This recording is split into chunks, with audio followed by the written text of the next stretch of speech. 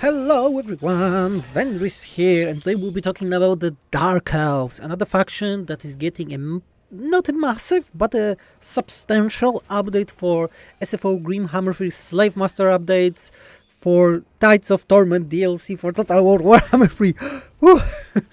But before that, as usual, remember, if you want to see the changelog or know about the changes to the factions like that, because patrons knew about the Dark Elves update for months right now, there is always a possibility to support the team via SFO mod team Patreon. Tides of Torment changelog is already available there. Dark Elves, a faction that is a great example of the philosophy that we started from Skaven update, the Rise of the Rat, the previous big update, that we wanted to make that specific factions from a specific culture, like for example Skaven or Dark Elves right now, not only have unique mechanics to them, but unique variants of the base mechanic of the faction, like buildings, technologies, and more.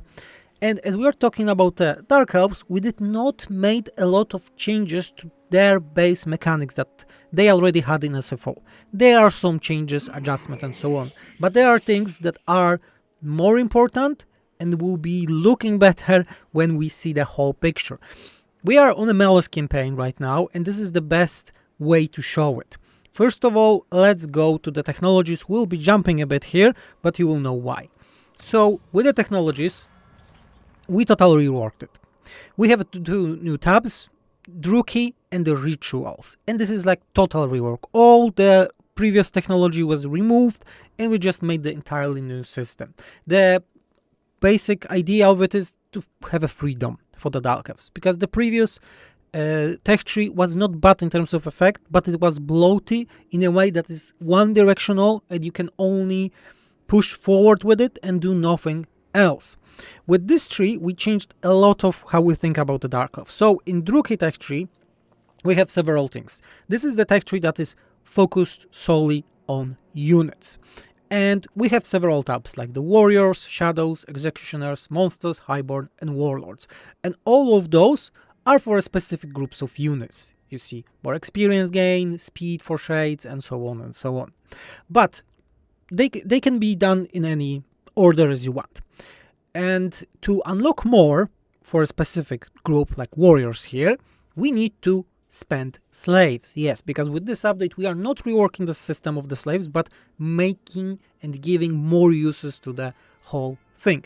So when you do this, you are getting a new army ability that was in the previous SFO version. It's sacrificing slaves, like slaves in battle to trigger murderous prowess faster, so you have a more control over this faction mechanic.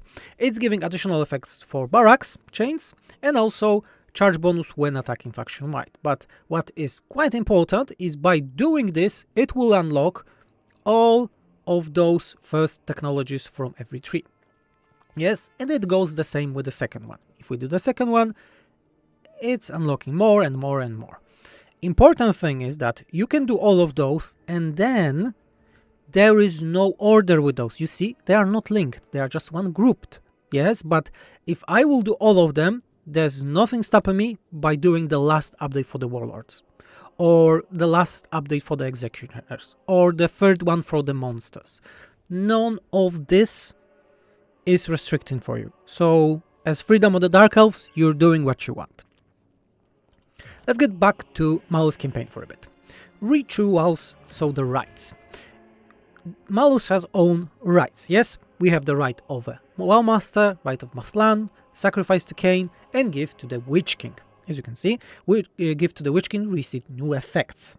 It already has new effects because previously it was only spawning a hero and nothing more.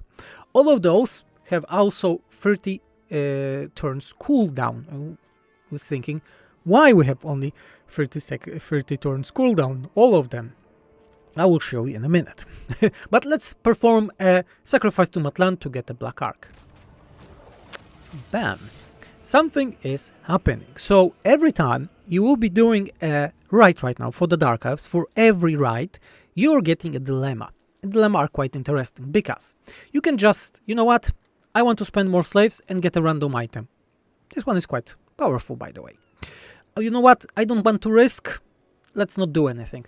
You know what, or I'm in the fear, I will take a fear of Matlan. It's improving movement range for our armies on the seas, very hefty, but slaves used by buildings will increase by 25%. Overall, slaves are harder to get a bit with this update, but they have more usage. Okay, you know what, but I want to go and get some pain. Reinforcement range is increased by 100% faction-wide, quite hefty, and black arcs are getting +5 growth per turn. So very hefty for the arc. It's for 10 turns, so how many? Almost 3 points. That's a lot. You know what? Let's go pain.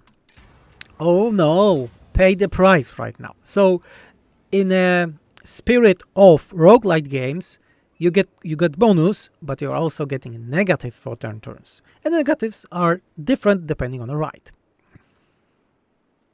Let's see. Let's take the price of Matlan, so leadership is lowered. And the same thing will be with every ride that you see here. And this links with another change that we have in the technology tree, that is rituals.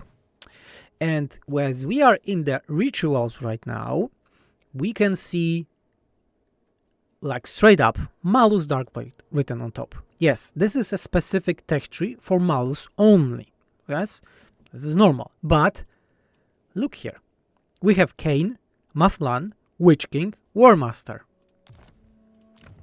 Kain, Mathlan, Witch King, War Master. So based on your faction's rituals, you will get a different technologies here.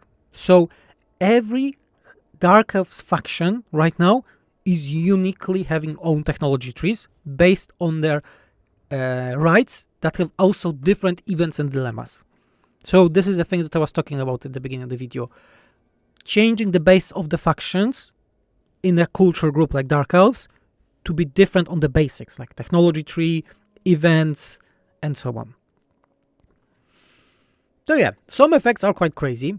As you may remember, Malus had his own technology tree in the past, so we merged some of the changes here. For example, Cold One bonuses, the growth per region after winning a battle, bonuses for the lords, reinforcement range increase, immunity to chaos, melee attack against chaos because he doesn't like chaos, exceptional protection for cold ones, spell resistance and style for cold ones, recovery for cold ones, and at the end of every ritual specific technology we are getting cooldown -10 for turns, for gifts to the king, Witch King, for sacrifice to Mathlan, sacrifice to Kain, and so on. You see, that's why we had those 30 turns, because you can lower them now, all to 20. So we will be able to use them more often and more often. There are also some small changes that we did to the Morathi, and I will be showing them right now, because Morathi is quite unique faction also in terms of the whole culture of Dark Elves, but also she received some stuff from this DLC, similar to the Beastmen, so she got the new units, and we decided, you know what, we need to make them working. That means that, again, her technology tree is entirely different. She got a Morathi with other technologies I want to show, no spoilers, but she got Hekarti, Antarti, Kain, and Mathlan, and they are different. Again, Druk is the same, as I said, for all of them, but the rituals different legendary lord. Morathi is getting new units that are devotees of Slaanesh. Yes, she got them from the DLC. Important thing is that in vanilla, those units do not benefit from anything if you are playing Morathi. So we made that they are benefiting from shades right now, which is quite important, so those units will be actually viable. But they will be also viable because of the other reason. They have the sacrifices of pleasure as an excess. So those quite powerful abilities that mutilate them as a unit, but gives hefty bonuses. And that links with a change to the corruption of Slaanesh that Morathi has. So you see, effect range plus 50% for devotees of Slaanesh sacrifices. So your faction is getting a lot of bonuses, not only to those devotees of Slaanesh sacrifices, but also things like upkeep reduction for all the Slaanesh units. So overall, Slaanesh corruption for Morathi is way, way, way stronger right now.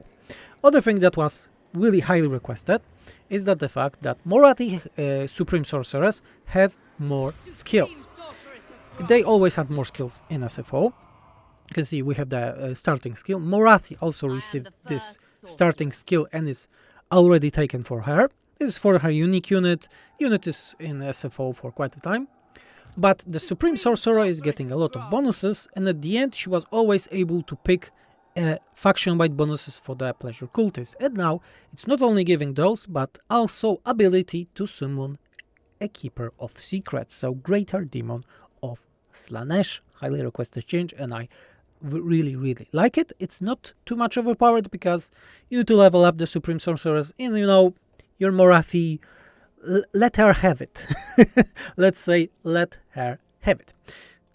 Of course, there are way more changes to the Dark Elves in an upcoming Slave Master update for SFO GRIMHAMMER 3, but to check more, you need to wait for February the 6th, so Friday, or you can check all the changes in a changelog if you are SFO Mod Team Patron, which I highly encourage you to do.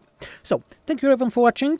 I was Vendris. Remember that you can always like this video, subscribe it, leave a comment, or become an SFO Mod Team Patron. Thank you everyone for watching, and keep warm because it's cold right now and Dark Elves don't like a lot of clothes. I had the punchline finally. Bye.